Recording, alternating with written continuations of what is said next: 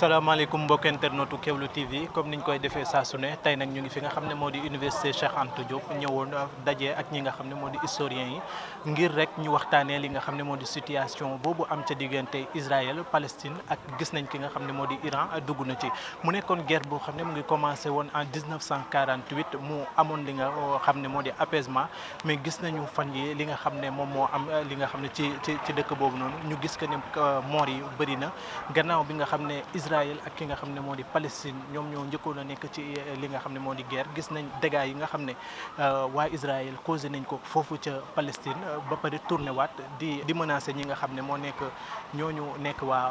yi nga xam ne moo di waa Iran gis nañu tamit waa Iran ñoom it ñu génn riposter def li nga xam ne moo di ay fusil moo taxoon nag Kéwoulo tey ji ñëw fii pour tàllal leen suñu ay micro topp leen ma ñu dem dénk leen suñu ay micro pour taataan fa seen i ay xalaat. Ces dernières 72 heures on a vécu dans le monde entier sax laay wax des choses yoo xamante ne daan nañ ko gis yàgg na vraiment mu doon une situation boo xamante ne ça nous alarme nous tous en tant que être humain. Et je vois que depuis que Israël mu ngi mené cette offensive au niveau de la bande de Gaza Iran dafa xaw a mel na koo xamante ne daf ci xaw a réticent. Autre chose aussi mooy par rapport au nucléaire iranien c'est-à-dire je pense que ces accords doon na loo xamante ne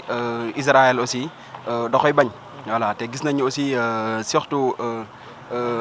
guerre bi nga xamante ne si Israël mu ngi koy mené soo xoolee depuis presque je peux dire que depuis le mois de janvier. neexul kenn dans le monde et je pense que ñu ngi néewal doole ñoo xamante ne ñoom ñooy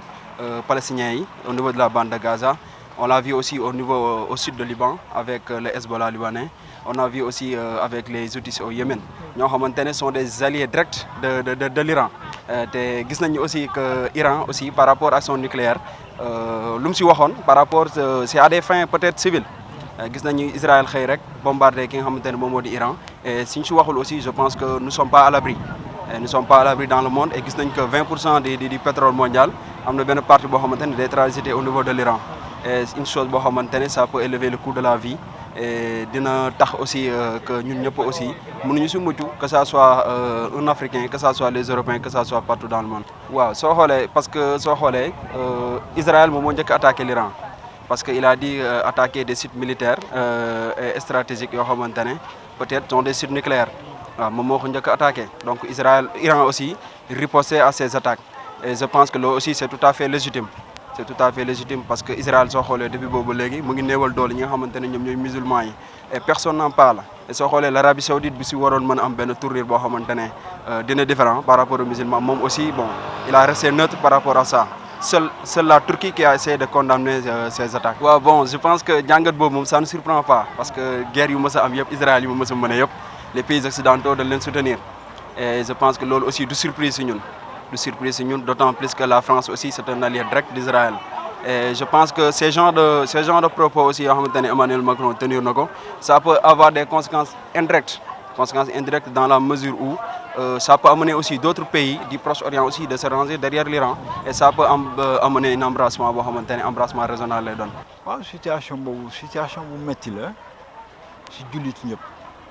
situation bu métti la si doomu aadama ñëpp tey adduna dafa jaxasoo guerre yaa ngi fépp soo demee Europe Russie ak Ukraine ñu ngi reyante nga ñëw Palestine nga gis bande de Gaza bi Hamas ak Israël ñu ngi reyante nga ñëw sud de Liban la même chose Iran Israël tout récemment gis nga ni bombardement yi takarnasi loolu yëpp lan lay wund c'est une crise mondiale géopolitique bi moo jaxasoo fu mu ne nii Israël ñëpp xam nañu ngi violation Nations Unies bi ñu ko créé depuis 1945 ba 46 ba léegi ñaata résolution la def contre Israël ay sanctions def nañ ko reyante naag Égypte vers les années 78 ba 80 lan lañ si mujjee gis reyante Isaac Rabin rey nañ ko ndax lan accord bi mu signé ak Égypte du dëgg toujours Israël day nekk en violation di bombarder di coloniser di attaquer mais monde occidental bi tamit dañ koy jàppale soo xoolee monde occidental bi particulièrement les États-Unis l'Occident da leen di jàppale loolu ñëpp xam nañ ni musulman du monde ñëpp xam nañ ni du dëgg du yoon état palestinien dañ ko war a créer biñ ko waxee yàgg na ak fa mais c'est le monde musulman toujours soo xoolee nga Sénégal religion bon du ma dugg ci gàm boobu mais religion bi nga xamante ni te moo fi gën a fës c'est l'islam bien vrai que nous sommes un état laïque mais communauté musulmane tey moo fi ëpp Sénégal soo xoolee de si population bi ñu obligé ñu ranger parce que Israël violation yi ñu def yàgg nañ ko dénoncer mouvement islamique yu bëri nekk fi yàgg nañu dénoncer violation yu Israël mooy li ma la wax rek loolu ñëpp xam nañ du lu jaadu mais su fekkee ñoo am nañ fu ñu wéeru parce que après deuxième guerre mondiale le nazisme dañu rey ay juifs Ben Gurion bi ñu wax dañ leen xajal suufu Palestine biñ demee si suufu Palestine ñu xajal leen mais mu am lobby mooy ni mu la ko waxee puissance occidentale yi si bëri jàppale leen si suuf particulièrement état mais pour retrouver paix bi foofu dina jafe trop mais nag combat la perpétuel recommencement lay doon tant que États-Unis ak le monde occidental ñu ngi jàppale Israël paix bi dina fa jafe parce que il souffle le chaud et le froid léeg-léeg ñu ne waaw léeg-léeg ñu ne déet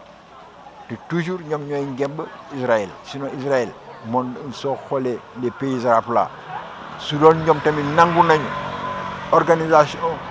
la conférence islamique su doon lëkkaloo woon nañu non Israël du day nii Israël doom boobu doole mais comme ñoom si seen biir jubawuñu loolu tamit moo indi kii des problèmes moo tax ba Israël gën a am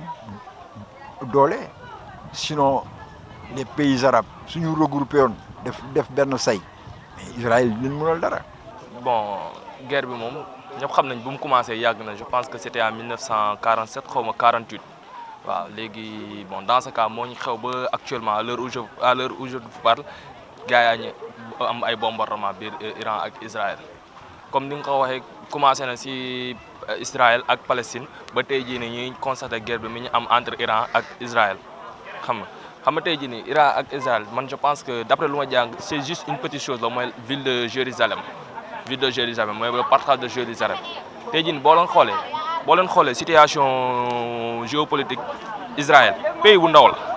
boo ko waree comparer ak yeneen pays c'est rien du tout donc tey jii nii ñun nag bon d'une part dañu war a xam ni loolu dara umpaloo ñu dafa am ñi leen di soutenir dañoo am ay lobby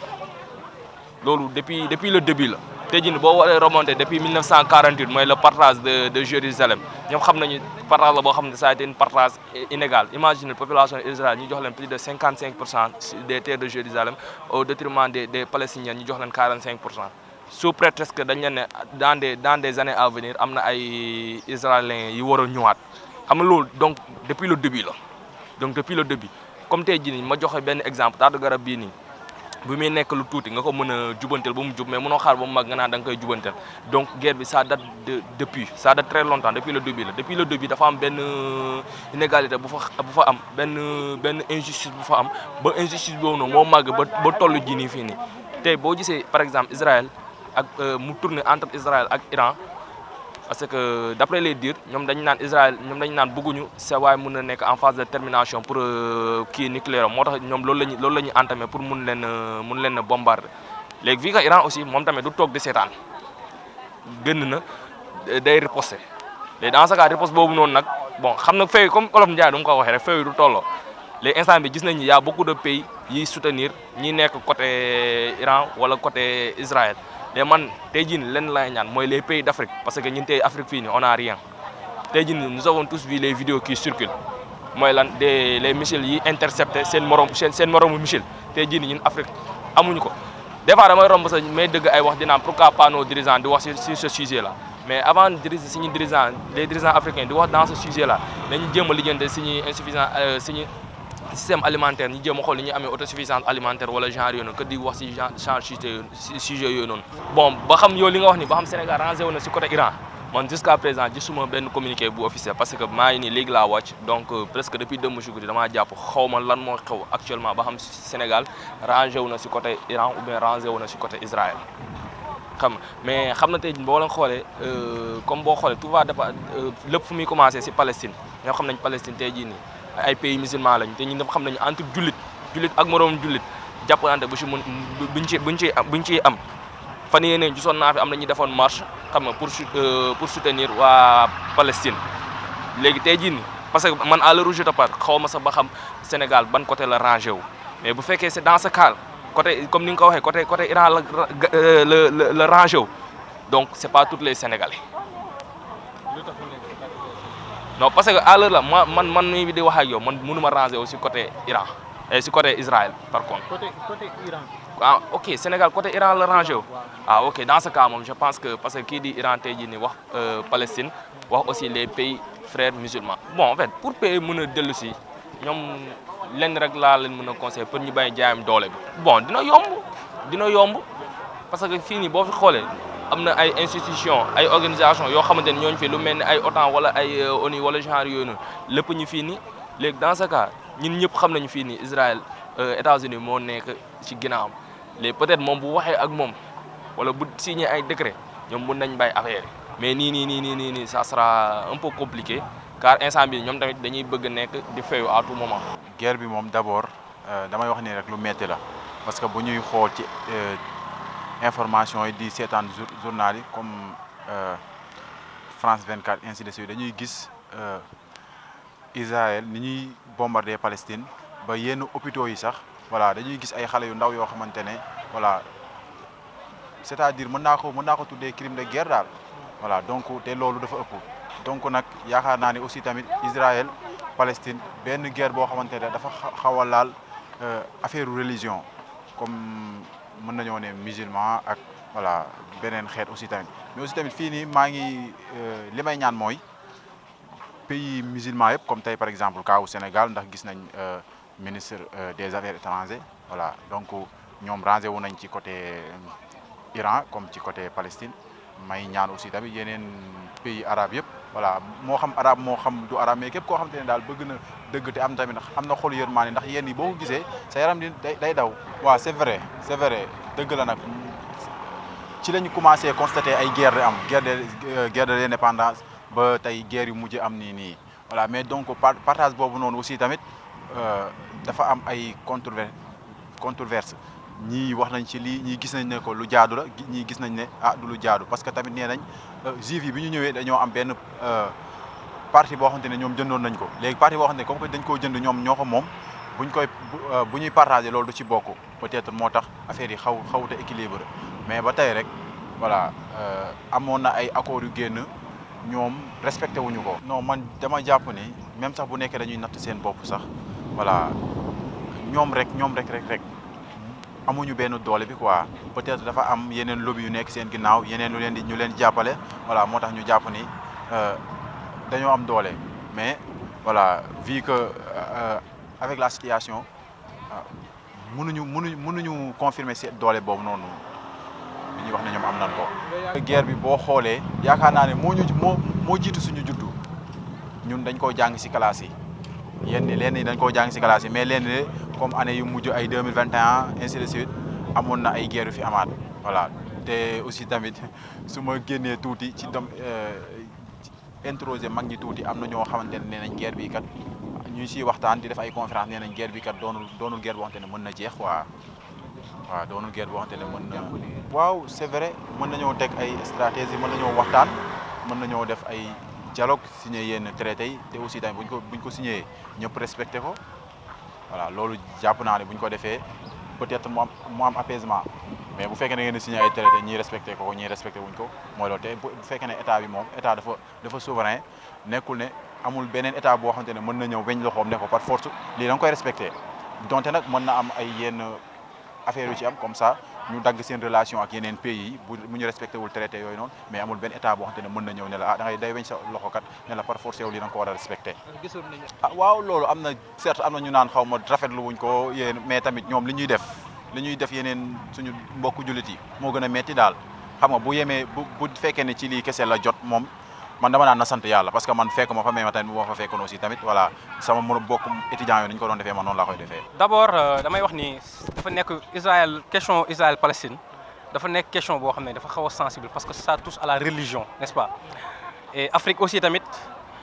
récemment yaa ngi dégg ay information xam nga Jeune Afrique xam nga di wax naan l'Afrique doit impliquer n'est-ce pas dans ce conflit et pour moi man moom je dis non.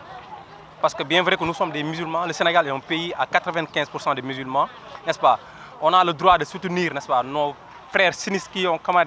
nos frères sinistrés, n'est-ce pas, comment dirais-je, du Hamas, n'est-ce pas? Mais pour l'instant, nous sommes dans une situation, n'est-ce pas, très compliquée parce que l'Iran est en train, n'est-ce pas, de faire des répliques, n'est-ce pas? Et ça peut susciter grain de cause, n'est-ce pas, à la population mondiale, surtout à la population du Moyen-Orient, du Proche-Orient. Donc moi, en tant qu'Africain, je n'invite pas aux États africains, n'est-ce pas, de s'intéresser à cette guerre. Parce que pour moi, c'est pas Afrique warul bokk ci guerre boobu. Bien vrai que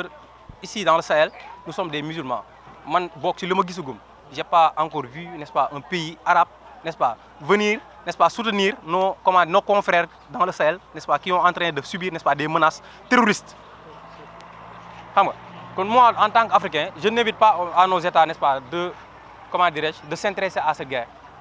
Bien vrai que la plupart des États du Sahel sont des États musulmans, en l'occurrence le Niger, n'est-ce pas, c'est un État musulman parce que la majorité de la population est musulmane,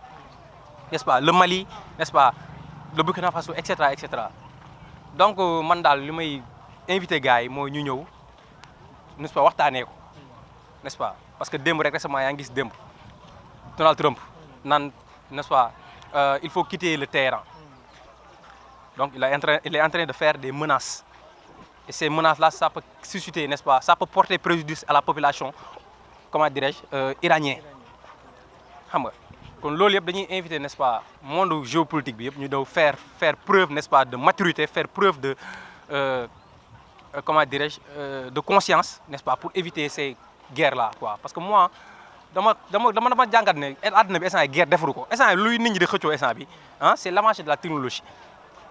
parce que tey boo xoolee tey guerre yi bu ñuy guerre Iran buy guerre ak Israël ñan ñoo si dee les femmes ak les enfants les innocents donc ça n'a pas de sens pour moi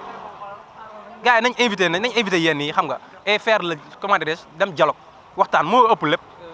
tey boo xoolee tey certains pays arabes tey la Jordanie boo xoolee Jordanie boo demee ba muy jàppale Israël nga xool loolu te pourtant ce sont des pays musulmans yoo xam ne dañuy jàppale Israël kon loolu moo lay wane ne kon affaire yi c'est pas nekkul religion mais affaire yi géopolitique la te loolu aussi dañ ko war a éviter waaw man daal loolu laa si amoon lu ma si wax di appel gars yëpp ñu ñëw def preuve, n'est-ce pas, de maturité faire preuve boo xam ne nii éviter ay guerre parce que ça n'a pas de sens instant monde bi dafa nekk monde boo xam ne nii économie la ñu war a def xam nga course en économie. C'est ça quoi pour man. lu Iran mën a def moo gën li Israël da def bu Israël tooñu doon kon bombardement du am waaw Israël mooy tooñ xëy na nag dafa am lu mu yaakaar moo tax muy tooñ. lu mu yaakaar comme la moom laa xamul xanaa ndimbal nga xam naa bu doon Israël rek ak Iran rek mën naa am du demee ni muy demee nii. nga jàpp que ne jullit yëpp bu ñu booloo woon doon benn. julli yi duñ mën a booloo parce que julli yi duñ mën a booloo ndax booloo te amuñ doole buñ amoon bu fekkoon dañuy booloo ci ànd jóg dem di xeex mën naa jëriñ dara waaye buñ booloo on tey te mënuñoo dem di xeex lu may jëriñ dara. kon nag loolu moo nekk li nga xam ne moom lañ leen andiloon mu nekk situation boo xam ne ñëpp ñu ngi koy déplorer gis nañu ki nga xam ne moo di état bu Sénégal moom nag rangé wu na ci ki nga xam ne moo di Iran pour jàppale leen pour ñu taxawu ki nga xam ne moo di Palestine ñu di leen jox dig daje ba beneen yoon incha allah.